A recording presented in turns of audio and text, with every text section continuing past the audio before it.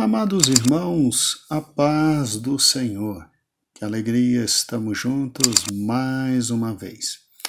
Eu, Pastor Gedeon Júnior, tenho a alegria de estar com você. Você, meu querido ouvinte, que tem crescido e aprendido com a palavra de Deus. Chegamos a Apocalipse capítulo 14, não é? E quando olhamos para Apocalipse capítulo 14, nós vemos a última manifestação de graça e de misericórdia de Deus. Após Apocalipse 14, irmãos, aí somente o derramar da ira de Deus, sem praticamente nada de misericórdia. Muito bem, vamos então a Apocalipse 14. Muito obrigado por sua audiência. Agradeço a Deus por sua misericórdia e louvo também a nosso Senhor e Salvador Jesus Cristo. Quanto à nossa direção, o nosso muito obrigado, querida direção da igreja, querida pastora Loide. Vamos a Apocalipse capítulo 14.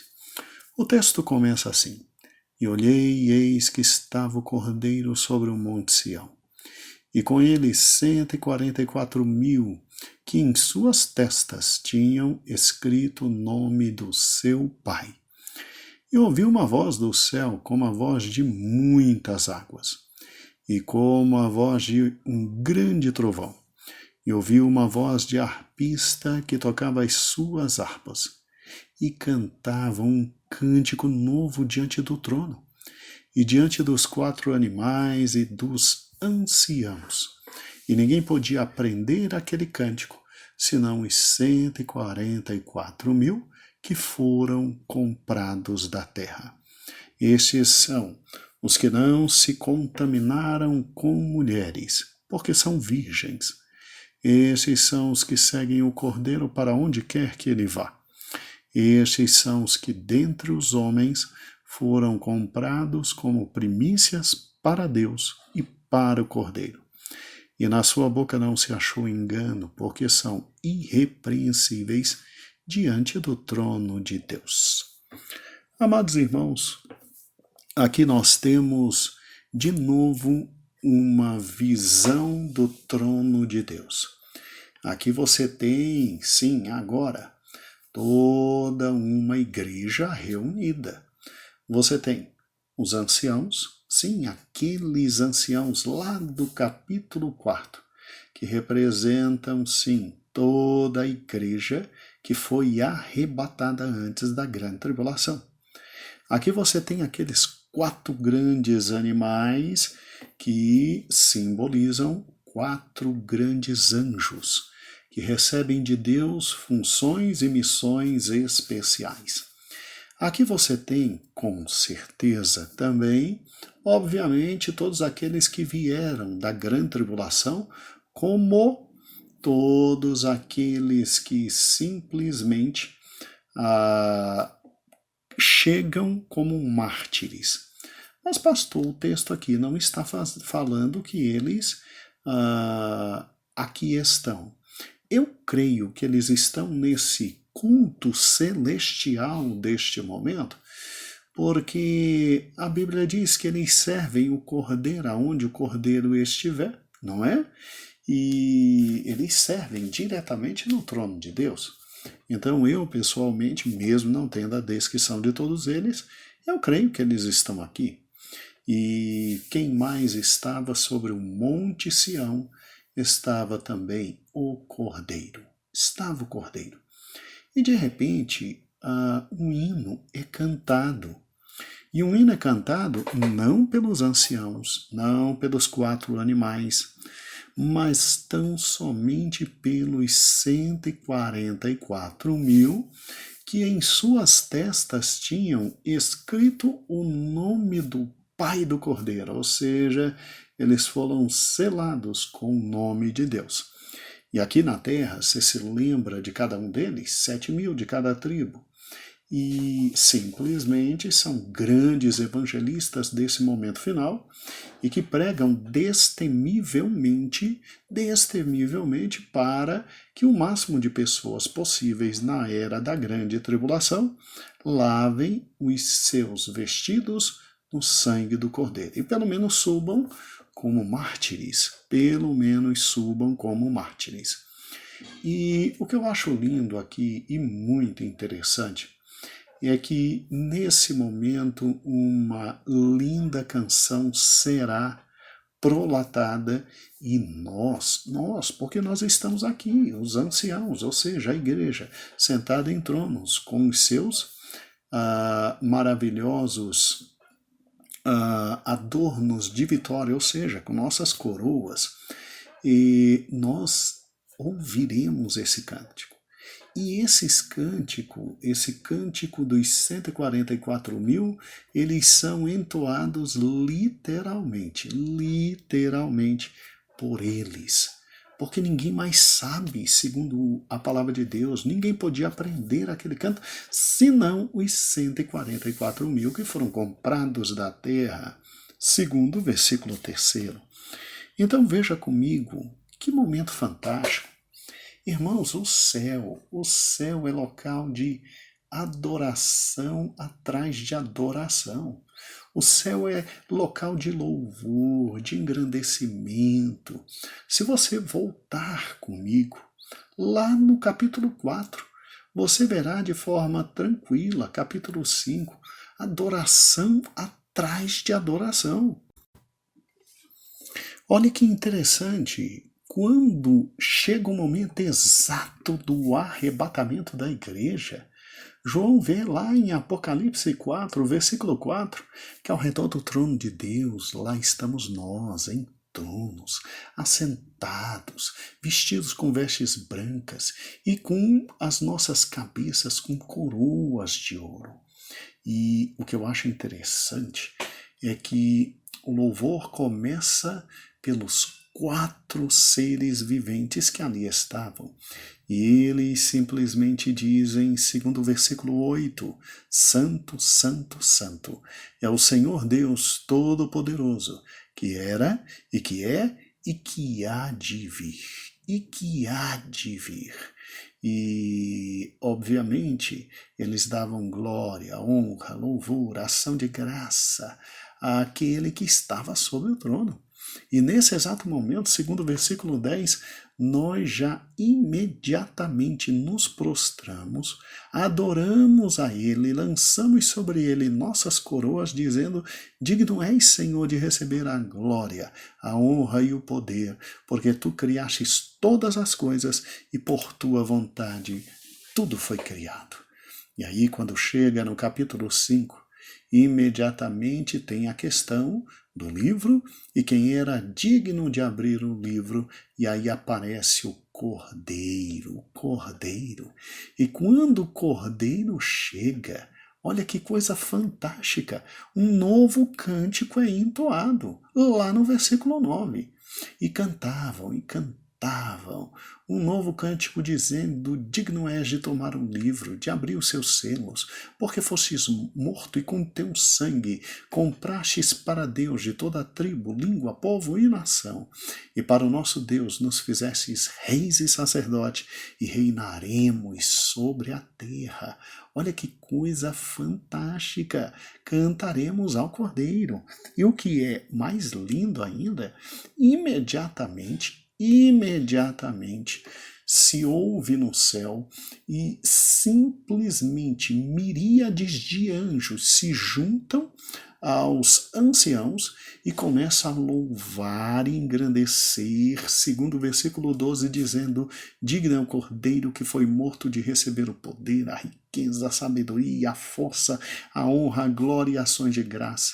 E aí depois desse canto vem toda criatura que está no céu, na terra, debaixo da terra, as que estão no mar, e tudo que neles há, louvar a Deus. O universo inteiro vem louvar ao Cordeiro e a Deus o Pai, dizendo ao que está sentado no trono e ao Cordeiro: sejam dadas ações de graça, honra, glória e poder para todo sempre. E os 24 animais diziam amém, e os 24 anciãos de novo. A igreja de novo se prostra diante daquele que vive para todo sempre, todo sempre, todo sempre. Poderíamos continuar narrando absolutamente mais cânticos, mas veja, chegamos ao capítulo 14 e os céus glorificam a Deus, os céus exaltam a Deus. Agora você tem os 144.000 adorando, glorificando e exaltando a Deus e cantando um hino, um cântico que somente eles poderiam simplesmente cantar e louvar, porque só eles poderiam aprender. Amados irmãos, vá se acostumando, vá adorando a Deus, vá engrandecendo ao Senhor, vá louvando ao Senhor de todo o coração. O céu é local de louvor, de glorificação, de exaltação, de cânticos, de adoração, porque Ele merece, o Cordeiro merece, o Pai merece, e nós precisamos nos acostumar com isso. Se você tem problemas com hinos, se você não gosta muito de louvor, vá se acostumando, porque no céu o louvor é uma marca registrada. E o que eu acho interessante é que eles cantam, eles adoram, eles louvam, eles engrandecem a Deus, os 144.000. E de forma muito, mas muito intrigante, o texto de Apocalipse 14, ele começa dizendo que esses 144.000 tinham em sua testa escrito o nome de seu Pai.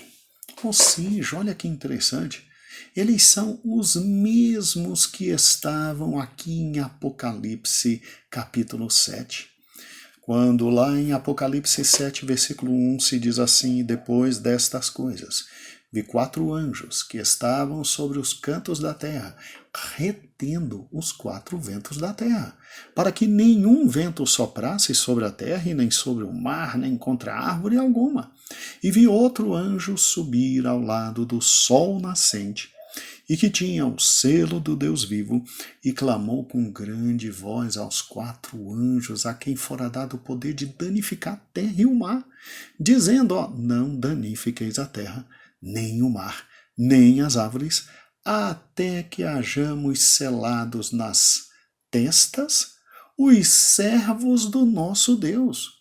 Sim, em Apocalipse 14, recebidos nos céus e cantam, louvam, glorificam a Deus, estes que aqui na terra tinham sido selados. Estes, e eles são de todas as tribos de Israel, 12.000, exceto Dan. E nós vimos por que quando estudamos o capítulo 7 de Apocalipse.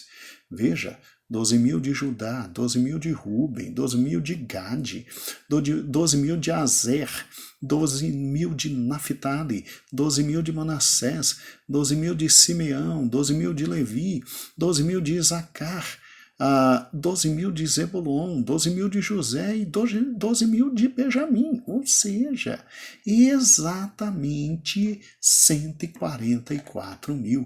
E são esses que, depois de terem cumprido a sua missão, que era de testemunhas de Cristo, durante a grande tribulação, a primeira parte da grande tribulação, são esses que, recebidos nos céus agora, lá no Monte Sião, ou seja, os céus agora cantam, engrandecem, louvam o nome do Senhor.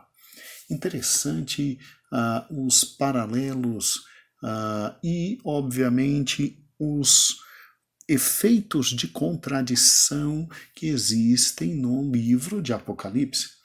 Você se lembra de como terminou Apocalipse 13?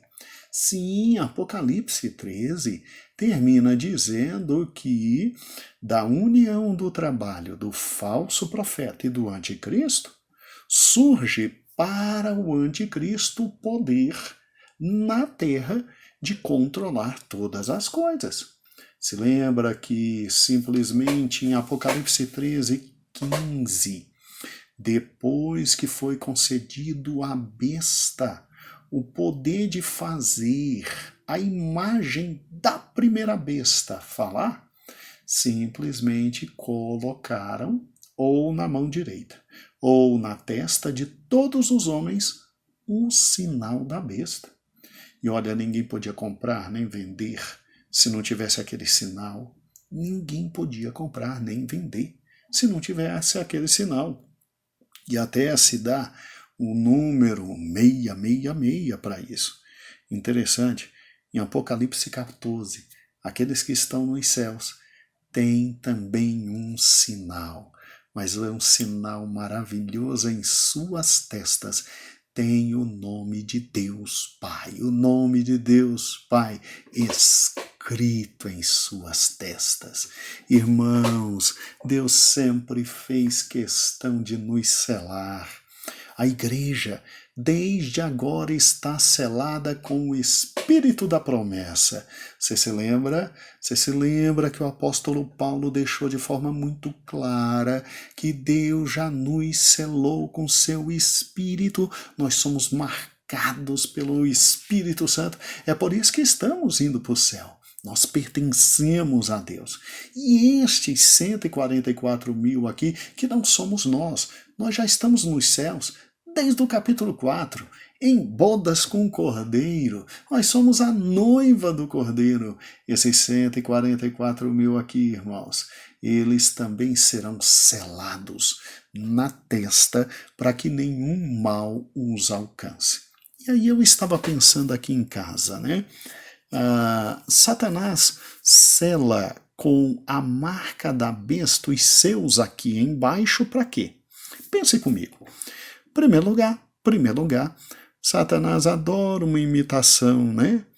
É óbvio que ele sela para imitar, simular a marca que Deus dará aos 144 mil judeus. Até isso, Satanás, tadinho, vive a imitar. Segundo lugar, é óbvio que quem aqui na terra receber a marca da besta vai ter consigo os favores, os benefícios de todos aqueles que apoiarem o governo mundial que virá, porque lembre-se, o anticristo dominará sobre tribos, povos, raças e nações. Em terceiro lugar, o sinal é para identificar e eliminar a oposição ao governo mundial. Sério, irmão, sério.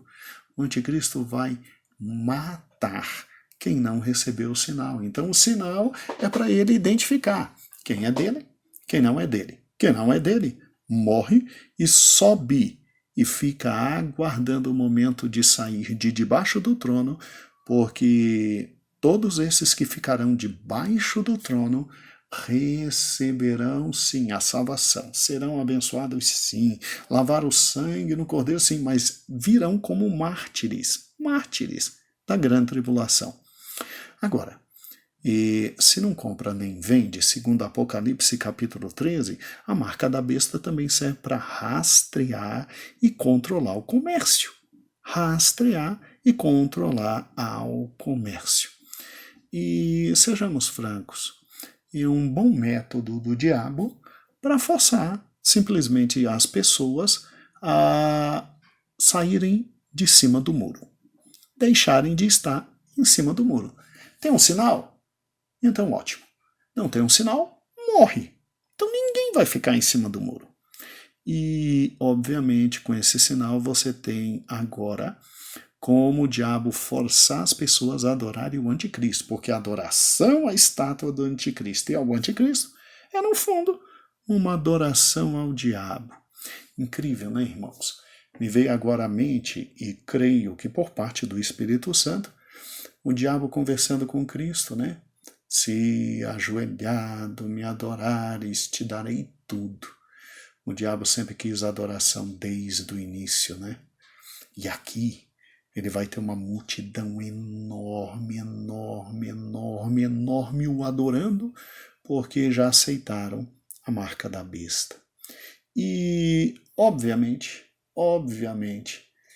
é interessante como o capítulo 14 é absurdamente contraditório em relação ao capítulo 13. Absolutamente diferente em relação ao capítulo 13. No 13, você tem todo um mundo numa religião mundial aqui na Terra adorando a besta primeira, ou seja, o anticristo, sendo controlado pela besta primeira, simplesmente recebendo sua marca, enquanto no capítulo 14, simplesmente você tem o céu aberto e lá todos os salvos, e no meio dos salvos, esse grupo especial de 144 mil adorando a Deus diante do trono dele. É muito interessante como a Bíblia é maravilhosa, irmãos. Que fato extraordinário. Sim, sim, sim, sim, sim. Veja que interessante. Você tem o céu aberto e louvor e glorificação a Deus nos céus. E você tem a terra aqui embaixo, absolutamente tomada pelo anticristo, pelo falso profeta, com o anticristo sendo adorado. Agora não se esqueça, enquanto no céu o nome de Deus é adorado, aqui na terra o nome de Deus é vilipendiado. Não se esqueça disso. Não se esqueça que a besta, ela simplesmente profere blasfêmias, como está no capítulo 13, versículo 5. Profere grandes blasfêmias. Versículo 6 do capítulo 13 diz que ela abre a boca para blasfemar contra Deus, contra o seu nome, o seu tabernáculo e todos que habitam no céu. Tá? E sem nenhum problema, quem não receber a marca da besta morre durante a grande tribulação e é recebido no céu como Marte. Tanto é que versículo 7 diz que foi permitido fazer guerra aos santos e vencê-los. Quem são esses santos? A igreja? Não, a igreja está com Cristo desde o arrebatamento no capítulo 4. Esses santos são aqueles que aceitarão a voz do evangelho aqui. Aceitarão a voz do evangelho aqui durante a grande tribulação e que vão lavar os seus sangues vão lavar suas vestes no sangue do Cordeiro e vão receber a salvação eterna, porque Deus tem misericórdia até durante a grande tribulação. E nós temos que entender que então, no céu, há muito louvor, há muito cântico, há muita adoração, há muita glorificação. Talvez por isso, depois desta sessão de cântico, louvor, adoração, engrandecimento, se diga no versículo 6 exatamente o seguinte, Apocalipse 14, versículo 6. E vi outro anjo voar pelo meio do céu, e tinha o evangelho eterno, para proclamar aos que habitam sobre a terra e a toda a nação, tribo, língua e povo. E qual é o evangelho eterno? Bem, o evangelho eterno está no versículo 7. Ele dizia com grande voz: temei a Deus, dai-lhe glória, porque é vinda a hora do juízo, e adorai aquele que fez o céu, a terra, o mar e as fontes de águas. Gente, antes do pior dos juízos, que é o derramar das 7 taças, já veio os 7 selos, já tocaram as 7 trombetas, agora vem as 7 taças. E ele diz, olha, Está vindo a hora do juízo, está vindo a hora da pancadaria. Abra os olhos e tema a Deus e dá-lhe glória. Esse Deus que criou simplesmente céus, terra e mar. Meu Deus do céu, que Deus é esse? Que Deus de misericórdia, de graça, de amor, de bondade, de compaixão é este? Que mesmo antes da sua mais terrível ira, ele abre a oportunidade da humanidade ouvir pela última vez e se quedar diante dele. Sim. Nós entramos no capítulo 14 e este traz a última vez em que a graça de Deus é manifesta a todos os homens. Esse anjo voará, esse anjo anunciará, esse anjo tinha o evangelho eterno e ele diz, só confiem, só temam, dai glória a Deus. E quando isso acontece, óbvio que o anticristo, que tem o controle de absolutamente tudo, sabe quem são aqueles que cederão à voz desse anjo e imediatamente os matará. E daí se cumpre exatamente o que está aqui no capítulo 6.